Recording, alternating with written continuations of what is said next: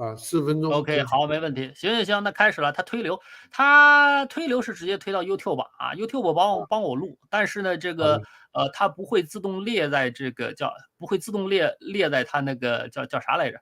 就是它的这个列表上，就别人是看不着的。但是我们要想那个叫谁费比安啊，他那个费利安啊，他看到呢，我们把那个私下链接给他，才能看到。可以的，哎，是这么一个思路。我看啊，我的直播间里头，对，的确没有这个，但是我在后台可以看到我们这个已经开始了。行啊，那么就先说一下这个，你来，就是你是怎么设想的啊？就是好，我们每周要有固定去交流的东西嘛，对吧？对对对，所以我写嗯了一个这个社群窗口整个屏幕吧，我来分享一下啊，整个屏幕嗯，能看到我电脑了吧？啊，可以，我给你共享出来，我给你加进来啊。好，对，然后呢，在我这电脑上，我是打开了这个 QQ 的社区，啊，大嗯，家能看到这个 QQ 社区吧？啊，可以，我能看到，对，我也同步打开看一看。你是对对对，然放的后社区事务资料更新，OK，好，我都做好，了些，对，然后我说一对对对，下哈。首啊，先，今天这个周会呢有3件事情，一个呢就是说先报告好消息了，就我们哦，跟荷兰的费利安建立了良好的联系，啊，啊，他也挺开心的，他说他在 Discord 的社区里面推荐了我们的视频，我刚才上去也回复了一下，就是啊，说对于他来讲，从荷兰起步的这么一个小小的一个开源项目，竟然在世界的东方，哈哈哈，世界泱泱大东方，国中国得到了反响，他也挺激动的啊。啊，这是好事吧？就是我们已经跟他有对，良好的联系了。第二呢，就嗯，是我们本周三呢，我是跟 Python 的这个社区大使 Cynthia 啊，我是感兴趣，他现在 PyCon 到底怎么安排的？因为他拉了个群，把另嗯，外2个小姑娘拉进来，说是在北京的这个群。我以为他嗯，在北京呢，没想到他在上海。说那我就说星期三下午3点嘛，跟 Cynthia 聊一聊 PyCon 的事情，这个嗯，也您一起参加。啊，这个是另外一条线。我希望通过 PyCon 也更好的来推广我们的 Hadi 吧，这是一个可能嗯，性。啊，也了解一下 PyCon 目前国内的情况。然后呢，我们今天的问题呢，主要是讨论 Hadi 这边的进展、问题、改进措施、任务安排等等。啊，这嗯，是这个周会的一个记录。然后呢，在这个社区事务里面，我记录了一下，经过上周的努力，啊，我是在浙江有2次演讲了，然后正好有2位教师感兴趣。啊，然后呢，嗯，一个呢就是绍兴文理学院的王舒阳老师，就这一位王老师，啊，还有一个呢杭州电子科大航电的这个盛雅莹老师，啊，盛老师，这2位呢都嗯，是青年教师，教师的好处呢就是比较有责任心吧，就是能力肯定要比，因为都是博士毕业才能当小老师的，啊，现哦，在国内内哦，现在卷的厉害，有这个硬性要求了，基本上你不是博士的话，在本科高校里是当不了老师的，啊，哦，对，硕士毕业可能只能当个辅导员吧。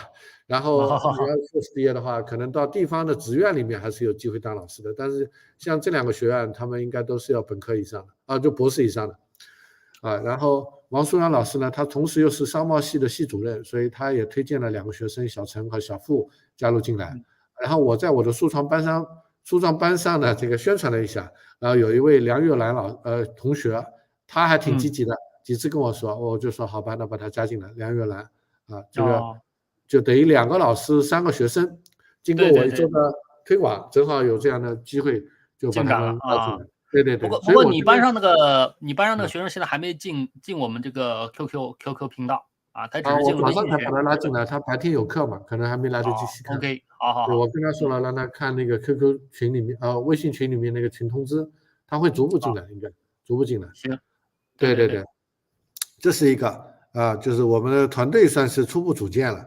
然后资嗯，料更新这里面呢，我是跟舒阳老师说了一下，就是我是想请他研究一下 B 站啊，B 站上面的青少年和少儿编程的博主的数据，然后他给了我个表格，我把它上载到百度云盘里面去了啊，然后来看一下这个表格吧，简单的看一下，这个，OK，表格，对，就是你可以下载了，对我这边打开。嗯，呃，这个数据呢，它后面放了2页啊，就是一个是青少年编程的，还有一个少儿编程的这2个 sheet。这2个 sheet 呢，哦，它在前面有一个总结，那我们就看这个总结就行了。啊，总结里面呢，简单来说，就是说它有2个关键词去找，一个呢就青少年编程，这个呢年纪稍微大一点的，还有一个呢少儿编程。然后发现呢，少儿编程的人远远是比这个青少年编程要多，这是一个结论，就是蛮有意思的。可能是少儿编程这个东西厂家比较多，就是我觉得像同城同美这就是一个厂家嘛，对吧？所以呢，同城同美你知道吧？不知道。是北京的一家公司，他们前身也是做编程教育的，但不是针对儿童的。后来他们开了这么一个儿童的板块，叫同城同美。所以呢，我认为为什么我猜测我现在没有准确的数据，为什么少儿编程的人群和这个影响力会比青少年编程大呢？因为少儿编程这个事情是有过一段时间的资本投入的比如说我们之前提到的编程猫也好，什么核桃编程也好，就他们有过一轮就是在国家的双减政策出来之前那么前2年吧，就是有过一轮这个资本的投入。所以呢，少儿编程这个事情呢是热过，这个赛道是热过的，热过了之后，自然关注人就比较多。青少年编程呢，相对来说就没有热过，就没有炒过这个主题吧。从投资的角度来讲，没有炒作过。对，这是一个结论，就是说少儿编程有过资本的介入，所以呢，它的那个流量会比青少年编程高。我们要做少儿这个主题的第二个结论呢，就是我请这个王老师呢，把粉丝数除以这个视频数得出来一个除数这个除数意味着什么意思呢？就是单个的视频，它能够撬动的粉丝的数量也就是说这个视频的工作效率的问题。比如说这个 Murphy 这个频道，你可以明显的看到，它才11个视频，对吧？但它带来了12000个粉丝，就说明他的视频做得好做得好，也不知道具体里面哪个好。但平均来看，它一个视频能带来1000人，这个是远远超过同行的。同行呢，第2好的数据是238个人，对不对？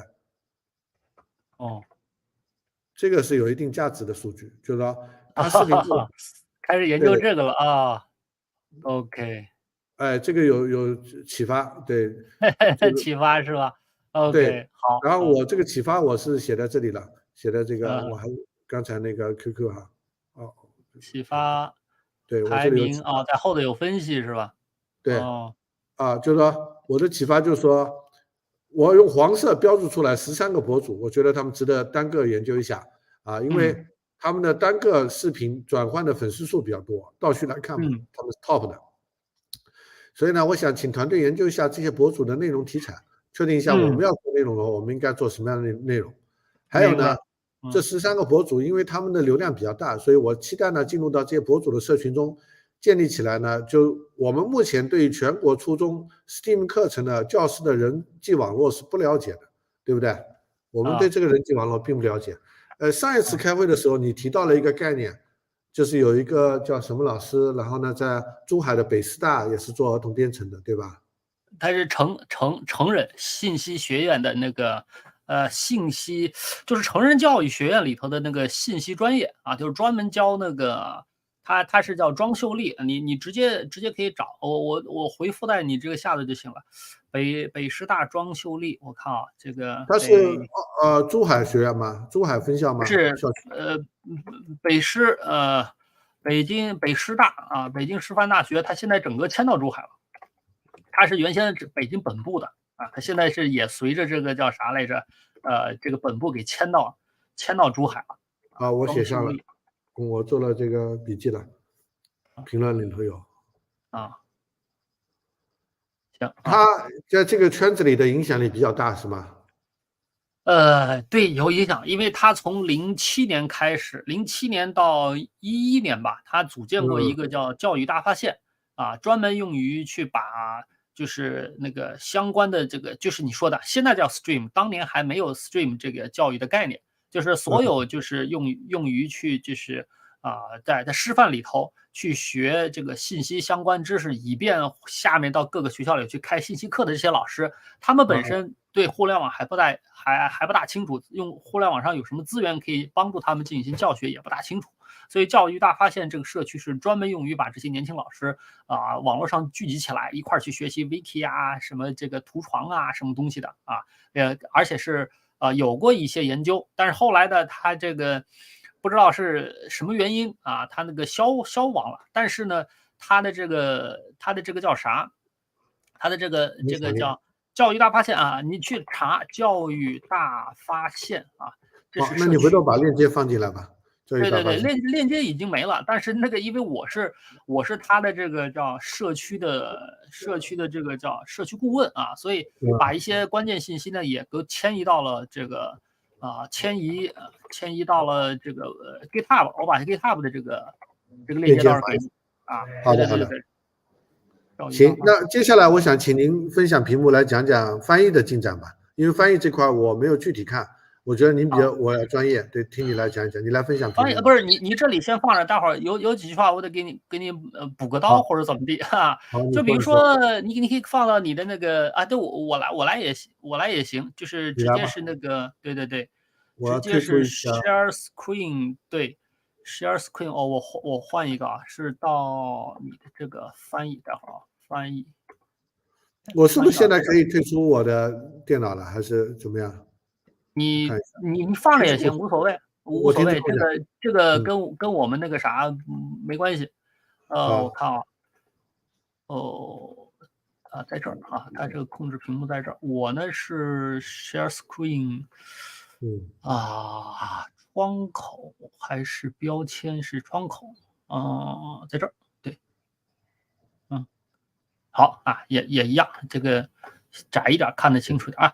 其实呢，就是这个老师分析的的确很有意思，但是呢，我们这个叫什么来着？倒果素因，就是我们看到这个结果了，然后猜它的原因。就比如说你的整个的论据呢是基于一个点，就是当初资本呢是进入了少儿编程，而没进入少年编程、青少年编程，为啥？为啥？这是个原因。就是别人资本敢往这里投，不敢往另外一个方向投，它一定是有原因的。但是这个原因跟我们要做的事情可能不相关。很简单，我们想赚钱，但是我们不想没有像他们那么渴望。就说穿了，我们赚的钱是叫啥来着？就我们不是骗钱，他们是要去骗钱。为啥这么说？很简单，少儿编程的支付方不是少儿，少儿没有能力支付，支付的全是成年人。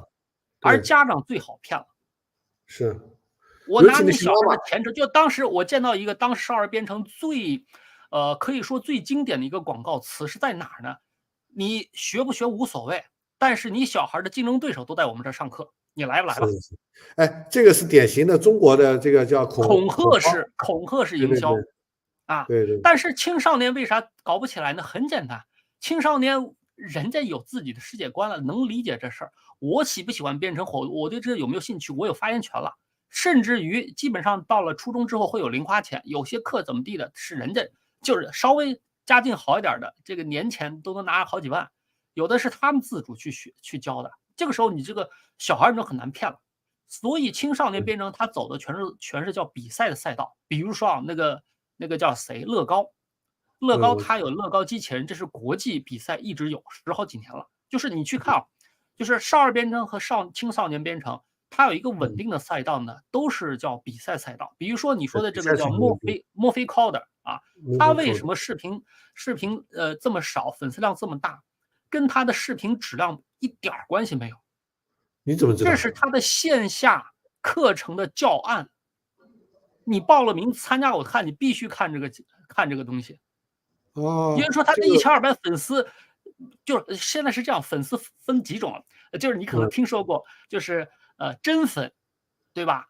黑粉，还有呢就是假粉，还有呢叫路人粉。干嘛？你现在是看过 Morphic Code 的这个频道还是没看过？一去看就知道，它全都是 Scratch 的编程啊。没有其他东西。然后其他的那个什么叫 Steam 啥嘛，就前面排名的其他的全是掺杂了那个叫硬件的。比如说硬件是这样，我都买了我听说过，我知道，就是有那个单片机嘛，对吧？就是这种树莓派嘛。对，不是树莓，对，树莓派类似的，就是树莓派里头呢，它有好多东西，比如说这个 Pico 呢，它就是一种叫迷你树莓派，就是它整个的这个机械板子就这么大点东西，就这么大点。你给你看一下，我知道。这个你可能知道行业就属于创客教育行业，我之前有接触。对。那么他们这些东西跟创客教育这个相关有什么好处啊？首先啊，它这个东西卖一笔钱，然后呢，再结合那个叫视频线下呢，再给你卖一笔钱，接着参加这个叫给你报名参加这个叫比赛呢，又是一笔钱，就是他这是这种套路早就有了，早就有了啊，这全都是骗家长，就说你有这个比赛的这个资格，什么考什么东西可以加分啊，然后怎么地，这个家长就上当了啊。青少年不行，青少年呢，他要么是实打实的，你是参加国际上的什么编程比赛啊，要么是对这感兴趣啊，或者怎么地，就是这有一个转换率的一个逻辑在这儿，基础动力在这儿啊，所以我们就是你去看或者你加入里头就会知道，看一下他们课程表里头给的这个视频链接是在哪。如果他有比较有这个技术实力呢，给的这个视频都是自己的流媒体平台上的，不会给 B 站上的。给 B 站上的呢，那就是等于说是公开出来了，他的这个实力啊，他想教什么东西，大家都知道啊。所以是这样，就是说所谓的假粉呢，有些这12000粉丝里头有多少真人另说，可以去看一下。还有一种呢，就路人粉，他肯定很少，可能都是他的这个叫啥来着，付费的啊，就是付费的学员会来的。所以就是我们呢是想就是叫啥，比如说基于 Stream， 那 Stream 课程在 Steam 啊，对 Steam 不是 Stream， 对啊 Steam 课程在中小学开展里头啊，是小学开展的多还是中学开展的多？或者说我们要追问一下，要明确我们的这个推广的目标是小学还是中学？就是Steam 对于这个叫学生他的叫创造力真正可以发力的地方是小学还是初中？小学我估计他学业越来越重，根本来不及引发兴趣。但是越早有兴趣呢，越好，后面有个延续，就是我们能够延伸到小学是最好的。但是刚一开始以小学为重点，还是以初中为重点，这个要讨论。这个我们有经验的，就是这个肯定是以初中为重点的，因为小学里头我们不是最好的解决方案，小学的最好的解决方案是 Scratch， 而我们这个文字编程界面呢是以初中为核心的。大学呢可能直接就用 Python 的原生的东西了，但是呢，初中生或者高中生用这个 Hedy 是比较合适的。好，这个王老师来了啊，对，没关系，我们开会呢就是整点开始，整点结束，这不等，但是它有这个回放啊，随时随地可以有回放啊。对，苏阳，我简单给你就是先介绍一下大妈啊，你也可以请苏阳自我介绍一下吧。好的，您好。等一下，我找个地方。没事，轻轻说就行。对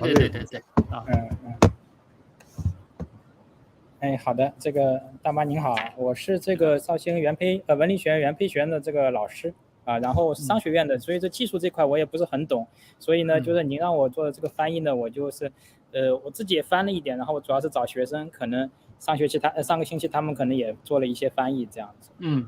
这样。OK， 没问题。我还有个小问题啊，因为我之前也不知道这个绍兴文理学院原培学院，我查了一下，原培学院呢是起名于蔡元培，那这个原培学院跟绍兴文理学院是一个学院呢，还是说是它的子学院？到底什么关系？就是它的这个独立学院，就是浙江这不是有好多独立学院嘛？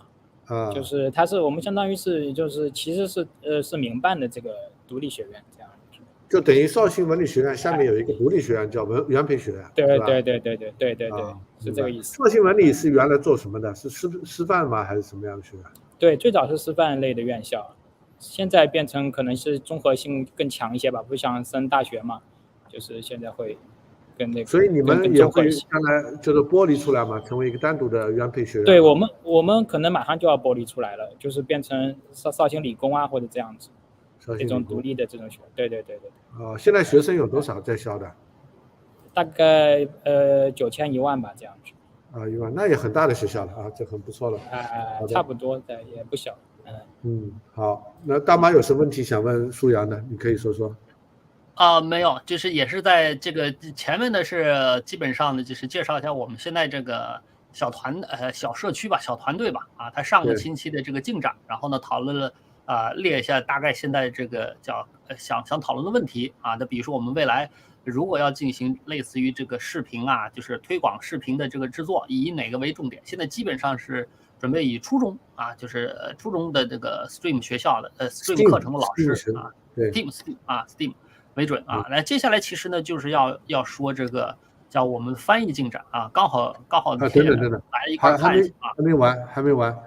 那个大妈，刚才咱们俩聊到了那个叫庄秀丽是吧？庄子的庄。庄秀丽啊，对，庄秀丽，她有一个什么教育大发现？对，你给我们讲讲那个教育大发现，她在 GitHub 上，你不是要分享一下吗？我还没看到。哦，还没看到是吧？我找一下。你找一下，我再跟苏然讲一下。那我对，这个现场给大家分享，就是 Stream 我看啊是 GitHub 教育大发现是吧？教育大发现，我这个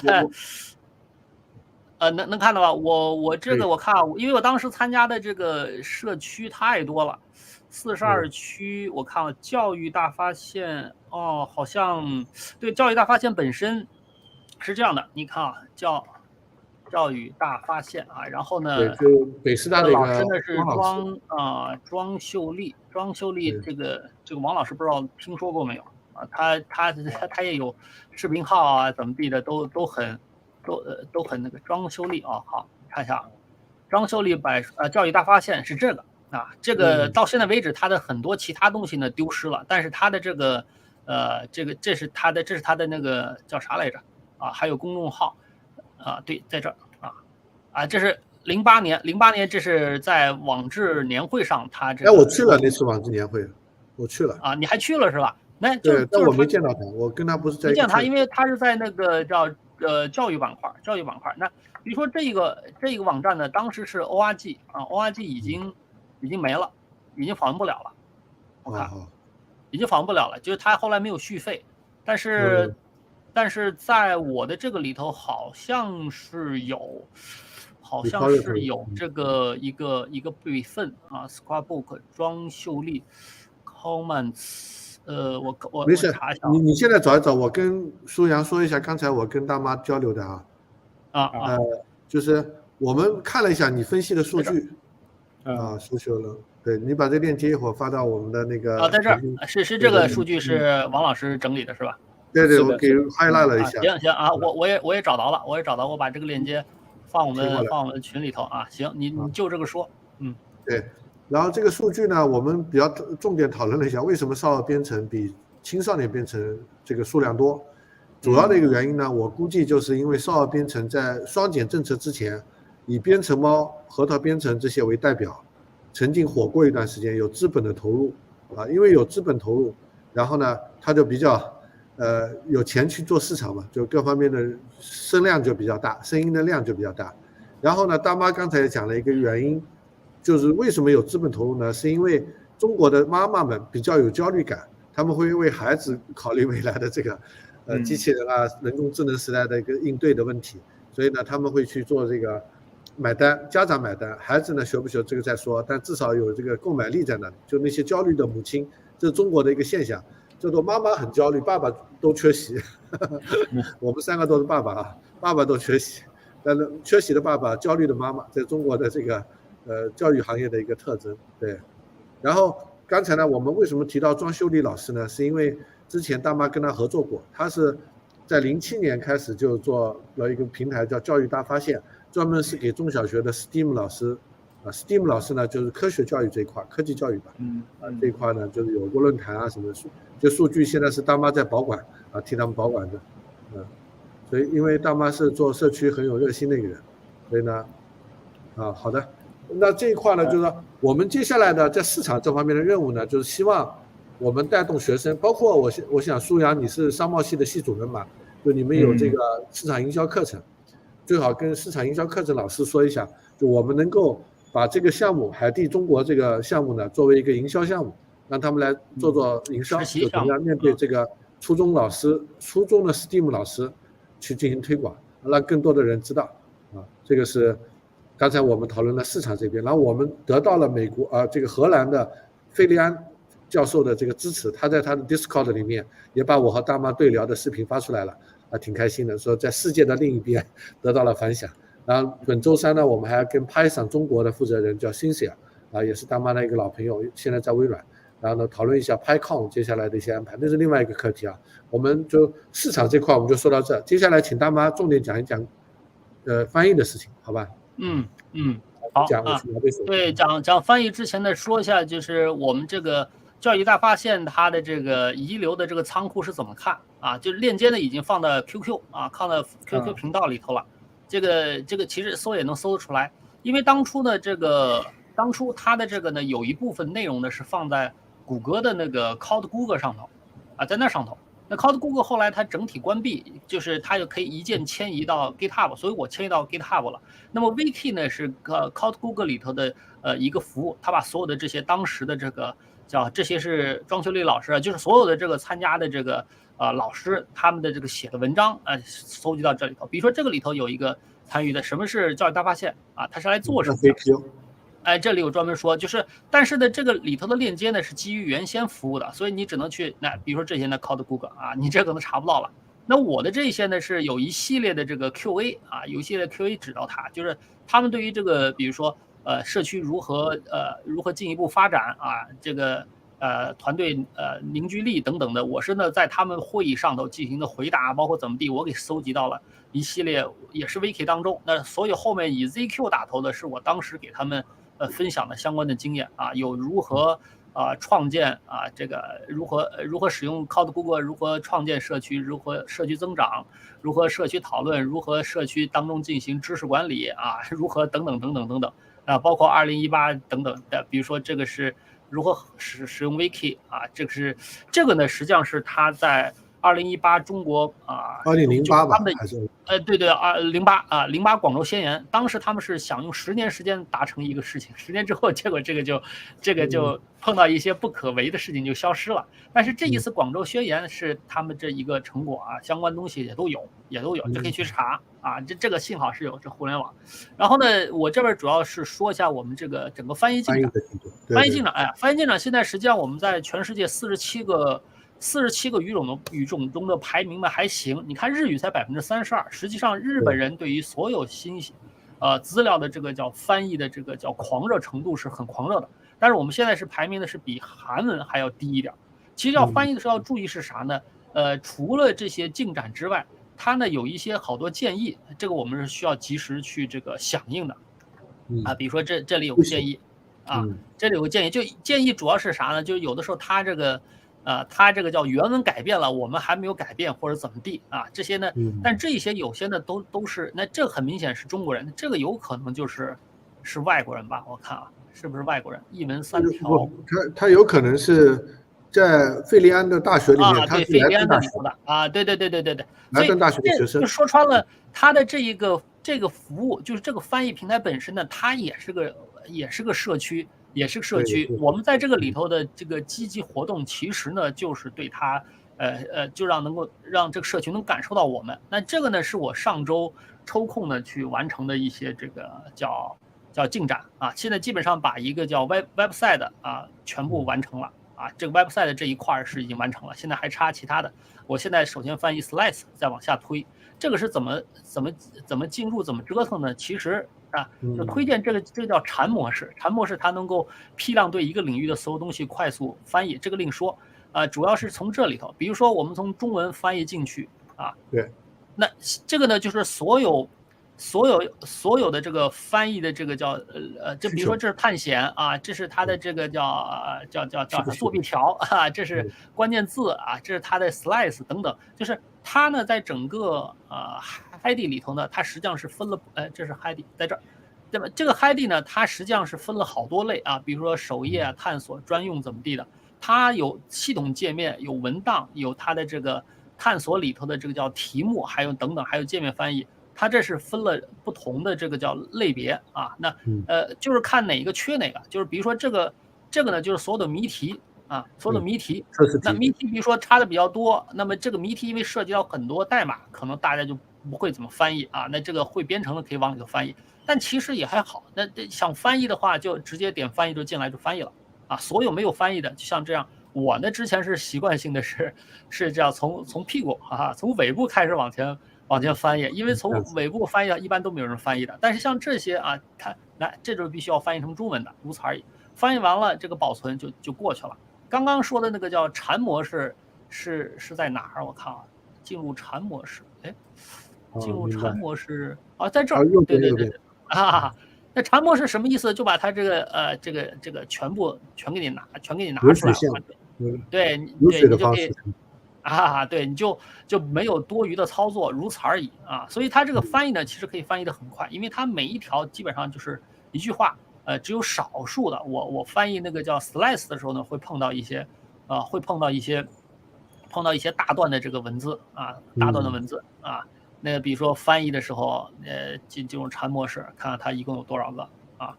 那就这些，像这些地方，它这算是比较大段的啊，这也是直接对应翻译。只不过啥，它这个翻译有的时候像这个里头呢是 Markdown 格式，然后在那边又有函数模式。那像这个里头，它又掺杂了这个HTML 啊，包括它这个呢又是属于它系统里头要用的这个叫啥来着？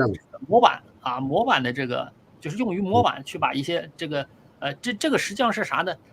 这是一个指令啊，它告诉你们这里头就不能翻译，你不能把这个 print 翻译成这个打印，所以就有这么一些这个掺杂在一块的，从文档到代码，再到代码的展示，再到运行的结果，这个呢稍微会有点问题，但是我们可以再拿随时随地在这种情况之下，我们去进行讨论。那么讨论的结果，慢慢的也就会，就是你看到哪个不会翻译，那么就我们开始直接在这上头或者艾特我，或者说在 QQ 频道里头去问这该怎么翻译。那这种慢慢就形成我们内部有关翻译相关的这个叫社区知识啊。对。所以这个频道也要稍微说一下，那个对翻译现在是这样，它可以很快翻译完啊，这个倒是不是个难事儿啊。我们可以先是不管3七2十1翻译完，然后呢大家再去改，这个都行啊。然后只不过现在翻译，我想跟官方确认一下，它呢是不是每天会把我们的翻译结果呢编译到这个叫系统当中，这样的话我们就可以隔天去真实的去检验啊这个界面的效果。这个你问一下费利安。对，这是可以问的啊。好，那有关翻译这个Jason 你还有什么想补充的？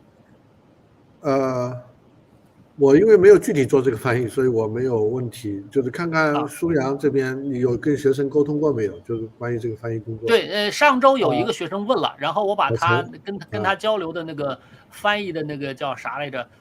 就是跟他交流翻译的那个叫视频啊，也放在这个社区事务里头了啊。这个应该你们也能看到是吧？是的，我看见了。OK。这个我跟学生就是我找了2个学生嘛，然后让他们帮我一起翻译。然后呢，我今天早上问了一下，就是其中一个学生呢，他说他是就是把那个什么cheat sheet， 然后是 message， 然后什么这个 archive 这个就反正他翻译了几个部分，然后可能就是尽可能的可能翻了一些，但是呢都具体的翻了多少，因为我知道我也看不到，然后我没有碰到他，我下次你这可以看到，你这可以看到，可以看到，这恰恰就是要明确的，就是所有参与，就是通过我们参与他这个翻译的呢，其实呢都应该把这个链接给搜集起来。哪个链接啊？就是这里，他账号里头有一个翻译记忆库，就是这个，这实际上是公开的，啊，就是说这个是他自己可以看到的，但是呢每周我们在这个里头就是截一下屏啊，放到里头就变成了放到我们这个频道里事务频道里头就变成了每周的进展。理解了。对，这个人家就是他的工作日志，这全是自动的，啊。比如说他说他上周忙，他没来及翻译 ，OK 没问题。他说上周没翻译，但是这个里头一看他翻译，就是这个比上周这个增长了多少，那这一清二楚，实际上是这很简单的。这个叫 Weblight， 它本来就是一个协同式的，它有非常多的这个叫项目，都是用它在进行翻译啊，不只是海地啊，项目里头多了去了啊，非常多啊。行，那么然后呢，就是说就我共享一下另外一个屏幕，另外一个屏幕，看苏阳还有什么问题？大妈，你稍等一下。我还是想问一下殷老师啊，就是这个，就是其实就是你叫我来翻译做这个海地，然后我还是想这个前因后果啊，就是还是想要就是了解一下，就是这个，比如说我们这个海地这个翻译，那最终我们想要做成一个怎么样的这个这个结果或者说是一个目的啊，在这儿，你看，这海迪，比如说我们这个，比如说这个到第1集吧，啊，来这个地方，看到吧？这个地方它应该是翻译成谜题第1集，就是你在那个频道里头翻译的东西，最终的会集成到我们这个所有的这个界面里头。也就是说，它最终结果应该是啥呢？我在这个地方，不对，我看啊，这是教师专用是吧？这是教师专用，就是你在这个叫海迪界面当中，你以学生身份进来，你选择了这个叫啥来着？中文之后，那么你在所有界面里头看到的都是中文，这是我们的目的，就这么简单。不是，这是关于翻译的目的。我来说一下关于这个海地项目整个项目，对啊，这个项目 OK。整个项目目的我觉得是2方面啊。最简单的来讲呢，就是让我们能够加入到一个国际项目中，获得一种做项目的一个开源项目的经验啊。我觉得这方面呢，大妈是非常优秀的，因为她10几年前就开始做 Python 中文社区，所以比如说刚才讲到的庄修理的那个教育大发现，她也作为社区的这个运营的专家加入进去了啊。所以呢，我这方面也有很多要跟大妈学习的，就是如何在一个全球的一个开源项目里面，我们发挥中国力量，发出中国声音，带着学生一起来体验一个项目从零开始，一步步的成长，然后最后能够团结500个、1000个、1万个大学这个中学的这个 STEAM 老师的这个事情，这是一个就是公益事业吧，就相当于是一个社会企业、社会创新企业的这个成长的学习。第二个呢，就是我希望以后也是可以把它变成一个收费的项目，目前肯定是免费的啊。未来的收费怎么收费呢？这个我跟大妈之前沟通过。就第2个方面，就是说将来可以做教师的培训和认证，啊，因为我之前在微软呢做过产品经理，这个苏阳知道，就我发布过 Windows 2000，我发布 Windows 2000之后呢，我们是在全国各地做了很多巡展，啊，然后呢，我们微软呢推出来了一个叫 Certified Microsoft System Engineer（MCSE），啊，就 Certified System Engineer by Microsoft， 就是微软呢可以认证你成为一个系统工程师。我实际上为什么到微软上班呢？也是我从荷兰学习了，获得了 MBA 回来了之后，我对软件特别感兴趣，我就考了一个微软的 MCSE 的证书，然后我有了这个证书，再加上我的 MBA， 然后再加面试，我就进了微软做产品经理了，是这样的。所以呢，眼前来讲，我们先把这个东西建设好，先把我们的社区建立起来，然后逐步呢，我们可以推出一些线下的活动啊，或者是教师的培训认证啊，慢慢的把它变成一个可持续发展的一个社会企业，这是我们的希望吧。所以就是学习和创业2个角度都有机会啊。你说？好的，就是我最开始我也是觉得，就是这个海地这个项目啊，尤其是对于我们商学院的学生来讲，跟上次我也跟你讲过，就是这种简易的编程，其实对于商学院学生来说蛮重要的。因为就您说的那个3C 的那个东西，对吧？就是光会商科的，对，光会商科的这个不够，可能还需要有一些就是比如编程啊，一些硬的这种能力，然后把这个商业的项目给它就是落地嘛，或者说是吧，或这个是吧，落地到这个这种产品也好，或者是这种服务也好，就是给它落地下来。那这个我觉得是很有价值的，所以我想进来这个一起来做一下啊。那另外一方面呢，就是就是我感觉现在整个项目就还是以公益为主啊，就是大家是自愿的这个自愿的这个形式。就是这个呢，我就在想，就是会不会就怎么说呢？就是可不可持续啊？就是包括我现在这2个学生，相当于我是把他说我们有这个全球化的这样的一个项目啊，大家进来做一下。那对，那他可能翻译了1周呢，他可能愿意干的，但是往后面走的话，我也不确定，因为说实话，我们老师对学生他没有一个这个硬性的这个控制能力啊，都是软性的，反正就是对，就是所以这2个学生。包括当然可以找更多的学生啊，但是会不会有一些激励的这种机制什么的，可能这样子可能会激励的机制呢，就是后面我们可以给它带入到更大的社区里面来。比如说我们正要讨论这个年底呢，我们要做一个 PyCon， 就是 Python 的一个中国的大会啊，可以让学生来做志愿者也好，或者来做这个，总之吧，就让他们来分享，海底也可以啊，他们来介绍，就给他锻炼的机会，这个主要的。然后作为您来讲的，在学校里面也需要有一些创业项目，可以去参加比赛啊。这个 Hedy 这个项目也可以作为比赛项目去打造，因为它是很强劲的，它有东西。对，不是我，就说它的怎么说呢？就是基础比较好，有全球的社区而且呢也对我们中国有支持，我们也不是一个国家在战斗嘛，我们有47个国家的语言，那我们怎么样能够在这里面脱颖而出？而且呢，中国又很重视科技教育，对吧？要从娃娃抓起，所以我们也符合国家的这个科技创新的这个大的方向啊，所以这个可以成为一个社会创新企业。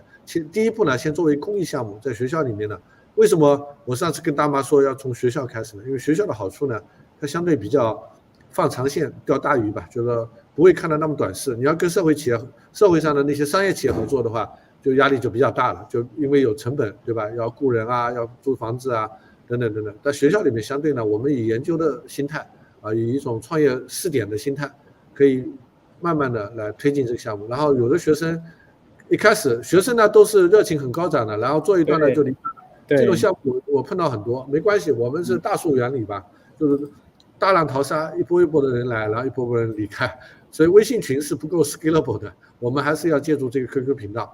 所以大部分的信息呢，我们希望沉淀在 QQ 频道那边，这样的话呢，学生就能 get 到从最开始怎么发展过来。然后 QQ 群里面呢，都是一些即时消息吧，就是一个零碎的碎片化的东西。苏阳，你觉得我回答你问题了吗？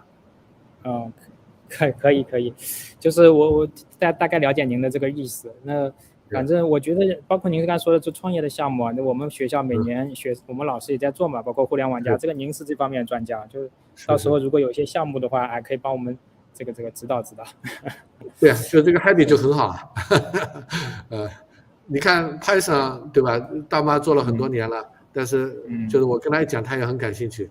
所以说明habit是个好项目。对。像你说的，你们商科的话，最终还是要有一个硬编程的一个能力的，对吧？即便是你不是专业的，但是你跟团队协同的时候，你好歹能跟人家职业程序员能够沟通。所以 habit 呢作为一个入门，那么后续的你想学这个叫大数据啊，或者说这个 AI 的这种Python 编程的这本我们也可以组织，因为这个我一直是进行 Python 的这个叫推广和教育的Habit 呢等于说是前置的这么一个入门的，这都可以串起来啊，都可以串起来。就还想问个问题啊，就商学院的学生，我们其实也想引一些新课嘛，包括新的专业，这个是大势所趋嘛，光是商科这些专业不够。但是呢，就是说一个现实的问题，就是有没有学生有没有这个能力，就是掌握，就是在同时学商科的时候，能把计算机的这种任何一门编程语言，就学到一个比较够用的这个程度。因为就我们的感觉来讲，包括我个人啊，我感觉我 Python 我也学过一段时间，但是就是学不下去了。对，就是没有这个是问题，这是好问题。但是这个问题呢，实际上你的体验呢，恰恰指出来一个什么问题呢？不是你学的方法不对，而是你学的东西错了。你学的东西呢是针对于理工科学生提供资料，你看的官方资料或者怎么样，那么它跟你以往学的这个东西的语境、包括思路、包括流程是完全不一样的，你就根本不知道人家在说啥，所以你学不下去，对不对？我是这么认为啊，就是学 Python 跟学英语是一样的，你学了英语之后你不用你也就忘记了，对吧？所以一定要用上，对，就是把它用到你的日常工作中。比如说你要写论文，要做数据分析，那你用 Python。你看我是计算机系毕业的，学校里头没有教过 Python。那后来我知道 Python 之后呢，我用了将近2年时间才学会了 Python， 业余时间学会 Python。之前也是反反复复看官方文档进不去，买了书看进不去。后来有一天一咬牙一跺脚，就是说我现在要自己开发一个软件，我不用其他的，我就用 Python。完了憋2星期入门了，接着就一马平川，所有都通了。所以最关键的问题是啥呢？就是除了一定要用之外，就是一定要去解决真实的问题。但是现在你去看就除了少数的图书之外，绝大多数教编程的，特别是中国人写的，基本上是冲着是啥呢？去答题，去练习。但是练习那些例子，你未来怎么用？比如说商科，对于商科来说很简单啊。那假设无论怎么说，商科对于这个股票、美股是很清楚的。它是怎么回事？什么做空啊，什么这个叫对吧？做多呀，做空啊，都很清楚。好，那现在假设你们未来就给他们一个指令你们要开发一个软件，能够自动进行美股的投资，还不能亏，这个大家就热情会非常高涨。虽然你们手上没有钱，不能真实的进行这个叫美股的操作，但是就是比如说纳斯达克有过去50年的所有的交易记录都有，交易记录你可以拿过来，比如说 OK 要求你看19年所有交易记录，以这个数据为基础，你们开发一个算法让它自动投，然后呢投的一个结果呢拿19年之后呢去匹配，谁赚的钱多谁赢，这一下就全部都学会了。啊，所以呢，这个其实就是你们得用，你们这个核去进行心得用，你不用你就 Steam，学不会。对，哎，对，就是你们进行 Steam 那个对课程设计的时候，听说过叫 BPL 吧？就是说嗯基于项目的学习，啊，都是小项目组式的式学习，对吧？小组式的，你一个人单学绝对学不 PBL 进去。 project based learning，对哎，对对，base 对 project learning 都是这样。样的，都是这样的。所以海迪呢，他也是一样。海迪包括他去，就是刚刚可能给你看到的，他有专门的一个叫界面，就是用于组织班级的啊，组织班级的。那比如说我这个就是返回教室界面给你看一下啊，这是我也是跟着那个谁去学，那个直接是有登录一下，给你共享一下，在这儿。对，就是对啊我认为啊，现在知识越来越多，所以核心是按需学习，就是你得对，按需学习啊，按需学习因为包括按需学习，现在最经典的是啥呢？你的学习伙伴呢，实际上就是 ChatGPT，啊，这个也是这个 Jason 老师Jason 他在他的那个叫自然编程法他发明了一种编程方式叫自然编程法，就是拿 ChatGPT 当成你的一个叫 partner 啊。你什么东西不会，你可以啊？对，但是你问，但是我用这个 ChatGPT 呢，辅助我去学 Rust 也发现很多问题，就是它不可能100%精确，它只能帮你拓展你的这个叫思路，以及发现你思路哪里有问题。其实它就变成一个你这个禅学里头，你面壁的时候，它是一个 OK 跟你个友好的无限往来对话的一个东西。真正去理解和往前推进的还是你。ChatGPT 并不能帮你真正100%完成编程，但是它能让你逐步有信心。所以海迪在我这里头对商科学校来说，这学生来说，就是最大的作用是啥呢？不是学会什么编程思维，也不是学会啥，而是重新有信心，我可以学会编程，如此而已。之前我跟 Jason 都说过，实际上编程的所有素养，在中学时间，大家中学的时候，我们的标准教育、义务教育已经全教给你了。语文能把我们的思维变成一个可以讨论的文字，有结构的文字。英语可以让我们把这个文字变成英文去表示出去。那英文到代码，你会发现它的这个转换的这个叫几乎是一一对应的。但是编程它不像我们去自然语言，我写一篇文章啊，只要是能够认字的人就可以点评这文章哪好哪不好，我看得懂看不懂，对不对？但是程序必须由计算机来告诉你哪看得懂哪看得不懂。这个时候呢，你之所以感觉到学不会，因为随便一个标点符号或者一个空格错误，它会给你报错。对，这个时候你会有挫败感，对不对？是的。好，那问题是我问一下，你在初中的时候，你做化学实验、物理实验，甚至于生物实验的时候，你比如说调那个叫显微镜没调好，看得很模糊，这个时候你挫不挫败？也有挫败感，但是你很兴奋，因为我立刻可以调整它，可以看清楚，对吧？物理实验做坏了，做坏一次，我再做一次。那问题是，同样的探索，面对挫折、面对错误的这种信心，怎么到编程里头就没有了？这中间发生了什么？中间发生的这个事情，实际上就靠海迪给你补回来的。就是我说的初中还有一个重要事情，面对实验，就对实验或者说接受它可能会失败这种平常心，按照我之前设计好的实验，持续不断的去探索这个东西。初中之后大家给丢掉了，因为之后全都是面对刷题海了，都是有正确答案的，你必须答对，你必须背对，不然没有分数，没有反复提交卷子，就是说 OK 我拿你最对的一个，没有这样的。好，因为到4点钟呢，大妈还要去接孩子，所以我们还有10分钟时间。我们重点说一下 QQ 频道吧，好吧？我们好 ，QQ 频道是吧 ？OK， 好。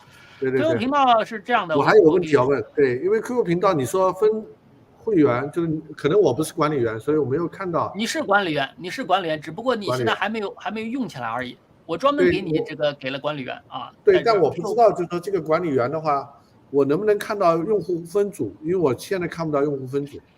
是它 QQ 它频道问题是在哪儿呢？就是我们看到是桌面版，对，桌面版啊，但是你管理的这个叫频道啊身份，它只能在手机上移动版才有。是这个原因。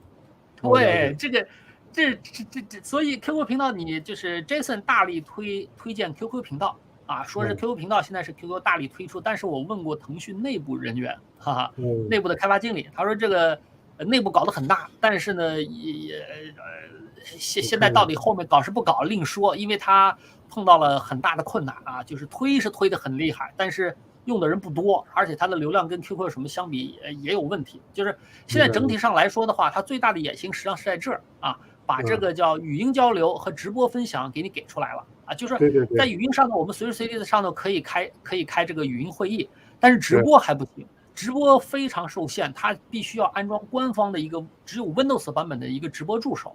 那么现在对，就用不了。当时我想用这个去给那个学生去说一下我怎么进行翻译的，结果折腾半天不行啊，折腾半天不行。那么所以现在呢，我就没敢多配置，只是把这个它原有的作为模板的都保留下来，改了个名儿啊，互动专区和这个是原有的。对于我们现在这个社区官方只有一个公告很简单，就所有定期的这个公告呢是放这儿，就有一些重大变化的事务呢，就是各种各样的任务。任务的状态，比如说我把我每周我的这个叫翻译的这个叫进展，那比如说这是上周啊，这周我再截一下屏就知道我上周就翻译了多少啊，40个到现在200多个啊。然后呢，资料更新呢，则是所有希望大家可以get 到的一些资源性的东西啊，比如说。那我有个问题，快去就是今天我们录制的这个 StreamYard 上面的这个视频啊，你说是通过 YouTube 录制了，对吧？对，像我是可以翻墙，我估计苏阳也能够科学上网，我们可以去 YouTube 看。但是如果学生的话，他怎么看？你是放到 B 站吗，还是怎么样？不，这个是这样，就是首先呢，这是我们的内部会议，你希不希望公开？希不希望公开？因为一旦公开的话，里头有可能对，比如说对我们市场的猜度啊，对这个学校这个规范的猜度，这个敢不敢公开？公开会不会对这个老师产生影响？如果不愿意公开，只是在我们社区里的公开，那么有一种方法是啥呢？就是我把那个叫视频的下载，然后呢放到哪个云盘链接放到我们的资料里头，这也很简单。但是呢，更简单的是啥呢？我看看他这个发帖的时候，我试少，我能不能给一些附件？他能附着什么东西？他能够加，他好像能够直接加这个视频文件是吧？那你试试。那我可以试着加一下，试着加。那这样的话就直接变成这个频道内部的这个资源了。当然放在这个里头和放云盘都是一样的，它那个官方都会有这个叫什么来着？自动审查。但是这个叫好歹这是内部的，你不会公开出来，那样会被随意举报，如此而已。就是我们为什么要为什么直播要StreamYard 的？因为不是通过 StreamYard 的推到 YouTube， 因为 YouTube 我配上这个叫字幕，那么英文字幕，那么荷兰的那个叫啥来，创始团队就可以看到，他们能看到我们的内部会议。对，然后你现在是这个海地中国社区的 QQ 频道是要申请批准的吗？还是直接就能进？你现在是免批准的，直接可以进的，不是，就是你要所有频道你都要申请才能进，有的要回答，有的要审核，我们这个我把审核条件都给放掉了。你只要是进来，说清楚自己是谁，我就可以分到这个叫权限组。现在权限组有这个叫社区，有管理员，有教师和学生。那么其他的呢，没有分身份组的呢，他就是访客。那访客他可以看哪些东西，我们是可以控制的。好的，我没问题了。对，所以这个现在暂时管理员只有我和 Jason。如果这个王老师也有兴趣的话，我可以给你加成管理员。这样的话，这个学生的这个管理怎么地的，也可以帮忙进行啊。因为现在才几个人，一共才7个。那么2个学生，2个老师啊，还有一个学生还没进来，再加上我和 Jason 算是发起人啊，如此而已。那以后人多了，比如说上百个、上千个，那肯定是需要不同的这个管理来一块来弄啊。就是它 QQ 频道唯一的好处啥？它比这个 QQ 群的相比是，它把各种各样的群可以聚集在同一个界面里头。比如说，我们来看一下官方的啊，这个是官方的这个企鹅村，这是官方的这个频道桃源岛。就是之前的它作为内测的时候，你想开频道你是没有权限的，你必须在这个里头去做一些这个叫任务，人家认可你了才给你发一邀请。现在是已经开放了，我之前还以为要邀请，后来在那个叫手机上研究一下，发现可以直接开，那就直接开了。但是你看啊，这是官方官方那它分了几个大群，几个大的目录啊，大的目录看到吧？啊，非常非常多，非常非常多啊。那单从你默认进来的地方，你就会知道，你欢迎它就同学这么多，那报名啊多少，这是非常多的。就他们运营的一个平台，对，他这样可以把那官方的这个值班表，他有的时候就直接把这个频道的名字当成一个通告，里头没有内容啊，包括这个举报啊啥的也是啊。活动大厅这实时聊天，刚才那个在线值班是实时聊天用的。在线值班，这实时聊天的地方。不是，人家写的很清楚，只读模式。不是，这是因为你在 PC 端它不支持，然后呢，在手机端它是支持的。哦，是吧？我看看。对，不是，这公告在我们也让你看类型，看这个类型，就前面的这个小标签就是它的不同类型。我没有类型啊，我们公告类型啊，公告类型它只要开了这个允许讨论，它就可以讨论，人家没开啊，所以它功能其实就是这么几个。但是呢，我们可以在我们的需求之下任意往上的堆啊，就不同的需求。比如说到时候我们分这个城市了啊，上海一套，北京一套，怎么地的，各自管啊，这都可以。它就这个好处，它的并没有什么特殊的。好，那今天先这样，也1个小时了。啊，苏阳还有问题吗？目前没有，就是这个视频的这个私密性还是要注意一下，就可能最好不要放到网上去，因为像学生干活的话，这种其实学校是如果跟教学无关的话，它其实是不允许的。行啊，那我单独开一个管理事务的这个叫资料更新的频道，就只有我们老师和这个发起人可以看，对吧？啊，到时候我还是想让学生和老师们都看一下，因为今天这个周会嘛。除了我们3个人，还有4个人没来，让他们都看一下。你先发到群里。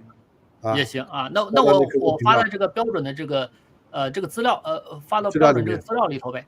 对，以后人多了我们再说啊。在这儿目前发在这儿就行啊。对，行。好的 ，OK，好，那谢谢大家，好，拜拜。好，拜拜，再见，拜拜。